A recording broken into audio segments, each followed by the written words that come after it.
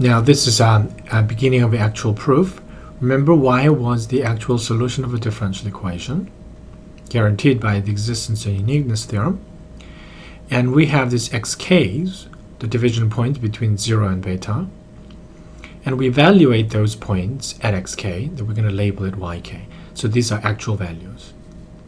So the following is a result from Calculus 2, probably something introduced at the very end of the Calculus 2, which is the following. So I want you to focus in here.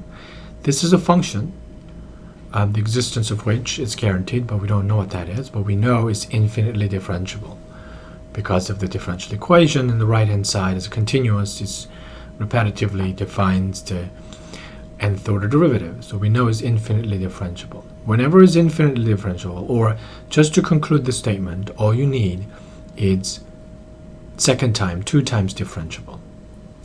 Doesn't matter if it's analytic or not. What we mean by analytic here is that function have a power series or not. If we have a power series, this function is a power series at x equals k, then it's easy to conclude this part.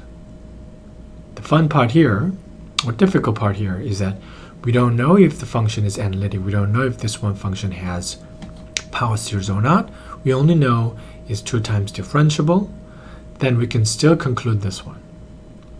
So let's look at this here. This first part looks like just like a linear approximation, just like the degree 1 Taylor polynomial. And this one is notation yk.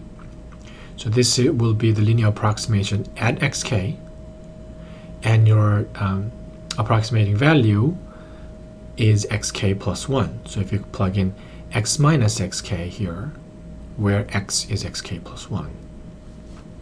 So I actually wrote it in there in the Taylor series, or in this version, that h pod is actually x minus xk, and the x value we're plugging in here is xk plus 1. So xk plus 1 minus xk, that becomes h. That's how the interval between these two adjacent points. And this pod looks like just like the second part, third term of a Taylor series, but it's slightly different. That one again is x minus xk raised to the second power, but it is not y double prime at xk, but ck. Ck is some point in between actually xk plus 1 and xk. But what we care here is that it's in between 0 and beta. Obviously it's in 0 and beta, and 2 factorial. So this is also part of my homework problem, and it is basically a review of Calc 2 results. So I'm not going to explain it here, but I'm claiming that whether it has a power series or not, the term is analytic or not, we can always write the y at y of xk plus 1 in this form. So this is the power that, without even knowing, if you think about it, we don't even know what this function is, but we have the structures like this so that we can compare it with what we have down there with the points from Euler's method. I think this is an important part to notice here, and how strange this is, and for a mathematician, and how awesome this is.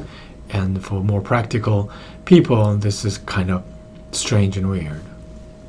But the fun part here is that this is a mysterious part, something everything else is kind of shoved into this part, into this form, and what we can conclude from here is that this part is not growing too big.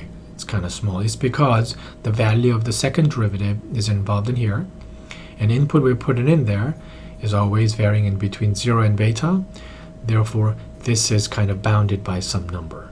Again, this is another part that is very ineffective. We don't know what this is. We only know the existence of this number.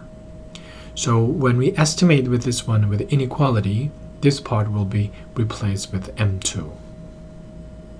So this is all mysterious part. We only theoretically know it looks like this.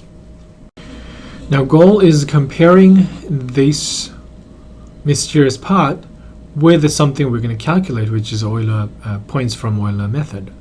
So zk plus 1 zk plus the slope at point that is not exactly xk and yk. That's just another strange part. The point we're estimating is not exactly on the graph, but we're always off the graph a little bit, and then from there we're using the wrong slope again, not the right slope. But this is Euler's method. So here, this is what we want to estimate, how different this zk plus 1 and yk plus 1 is. So here I'm showing bit by bit. So this is right hand side. So you can see the yk and zk, that's nicely lined up. So the zk minus yk. So this is kind of gap at k plus 1 point, k plus first point, and here's a kth point gap. It's nice, nice shape was showing up. And if you compare this one with that, that's another nice shape that's kind of similar, f and xk and xk. zk and yk we expected is kind of close to each other, and h and h. So we're going to put these together into this form like this. So we can see these two things are subtracted off, and h is a common, so we can factor it out. And this part is just alone, so I put it there without changing anything. And because this is what we're basically measuring, and then just kind of showing up in a different indices, so we're going to call that was a gap gk plus 1 and gk here. So here they are. This one is called a k plus first gap, and there's a kth gap. And they're related like this. Like I promised before, I am replacing this one with its maximum value at ck, because ck is always trapped in between 0 and beta. Another thing I'm doing here is not exactly equal. This is going to be greater. There are kind of 3 terms involved in here. This is the way I grouped it.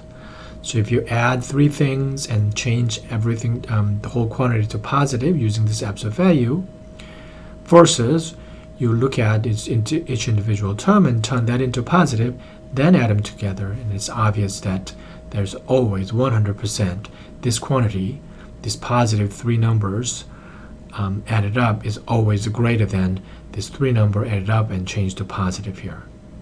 So we have this nice inequality. This is called triangle inequality. Very, very standard thing whenever we estimate this type of thing. So that this part is absolute value of gk, and I grouped it nicely like this. And h is usually positive, so I set it out without absolute value. And here, again, this part changes to positive, and that part is replaced by some number that never changes, m2. So here's our overestimate, and that's why this usually, when I say this is far from the truth, is this type of very rough, in effect, and not so sharp bounds is involved in here.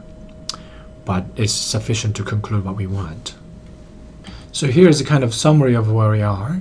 The k plus first gap is less than or equal to the kth gap plus this difference of this f value times h squared, m2. So it's time to do something about this. I don't know, this throughout this entire calculus sequences all the way up to here, the mean value is one of the most useful thing to control and estimate the value in some exact fashion. So here it is, mean value again. xk and xk is fixed, and this is the same function evaluated y slot here and y slot with the 2 different values. So difference of 2 function value is exactly equal to derivative value times difference of this 2 input value. That's a mean value theorem. So this is what you see.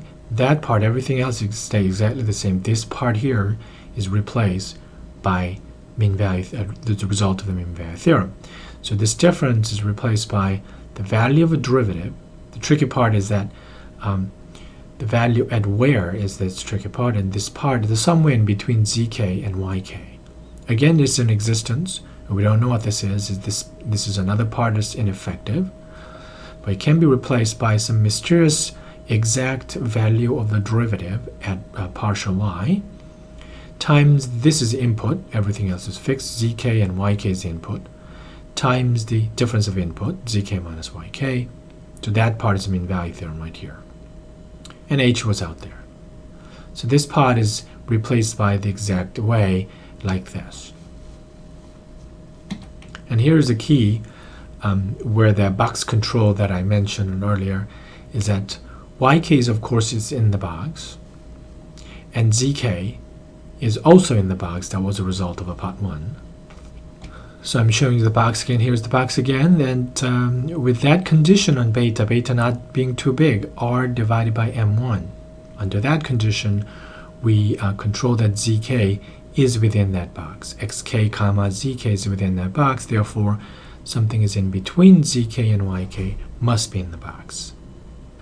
So this value right here, the value of the partial derivative with this input, which is in the box. So this can be replaced by some maximum value.